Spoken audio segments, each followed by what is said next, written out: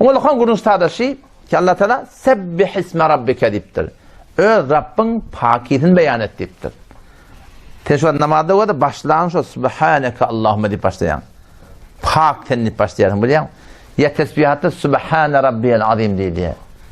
Ya secdede Subhane Rabbiyel A'la. Şu Allah'tan pakiyetinin musun ne? Kur'an'da ağranma, namazda da ağranma. O ne bir şeyde?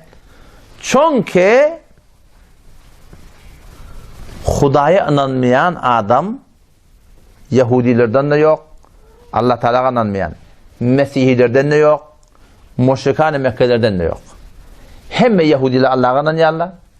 Hem Mesihiler Allah'a inanıyorlar. Tamamı müşrikan-ı cihanla Allah'a inanıyorlar. Müşkil nerede? Allah Teala'nın pakiyetini beyan eden akla. Allah Teala'nın paklamayanlar. Allah Teala'nın söymeyen zatlarını ayıtıyorlar biliyor musun? Allah Teala'nın ibadetinde dini ödübülünde. Allah Teala da yok zatlara ihtiyarlar. Şu taydan Kur'an gelmeptir. Ey adamlar Allah vaadimin için Kur'an gelen zadı yok. Çünkü ola ondan yarlamışken. Ayetini okuyup verin 30. ayet. Sure-i Tevbe'ni okuy.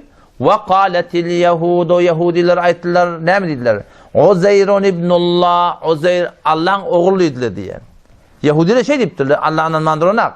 Ve kâletin nesara Mesihler ne mi dedi? Yankı ayetini gidin okuyup verin. Ve kâletin nesir el Mesih ibnullah dedi.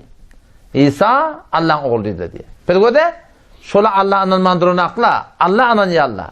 Müşrikan-ı Mekke'de sormuştu. Müşrikan-ı Mekke'de on fekkirlerince ayet Suriye Yunus barda okuy. Ve ya'budûne min dûnillah Allah'dan ibadet yerler botperestler ma la yadurruhum bir botları köşede derir de verenak. Ve la yenfe'uhum peyda de verenak. Ne bilen botperest ettirler.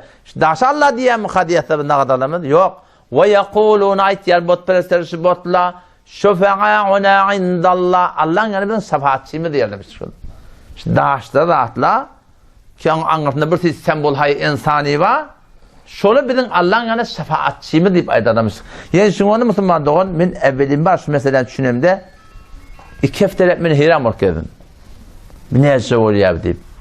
Şimdi bu da hatta açıklanarak bunun aramızda. Bir neyse oluyor deyip ben biter giyin kalım yani.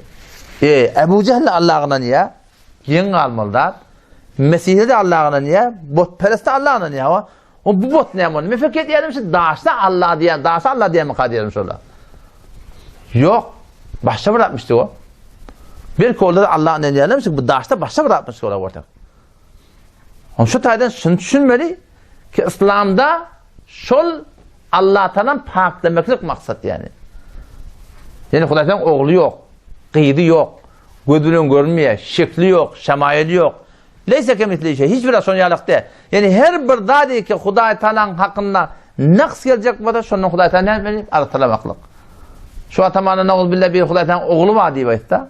Kur'an'da geliptir de tekâdus semâvâtu yetefattarne min. Yakin ki asman yarılsın deyiptir Allah Teala. Ve tenşakkul ard. Yer asıltın. Ve tekhirul cibalu hadda dağlar rize dağaktin. Ne mi direkli? En da'u lirrahmani velede. Allah'ın oğlu var diye. Allah Teala şundan şu kadar narahat yani. Oğlum şu taydan yani İslam'da ağrım ne mümkün? Allah'tan pakiyetini beyan etmektik. Bazen şey şu diliyor ama ay bir de Hudayı'nın ne yapayım diye. Yok, Hudayı Ebu Cehil'le ne yapmıştık? Serfen Hudayı'dan maklık iman değil. Belki iman niyelleri şu Allah Teala'nın getiren kitabında ne mi bolsa şuna iman getirmeklik. Şun halal bilmeli ve haramını haram bilmeklik yani. Allahu Rabbi vel İslamu dini ومحمدا رسول الله ويقيني أدنو إليه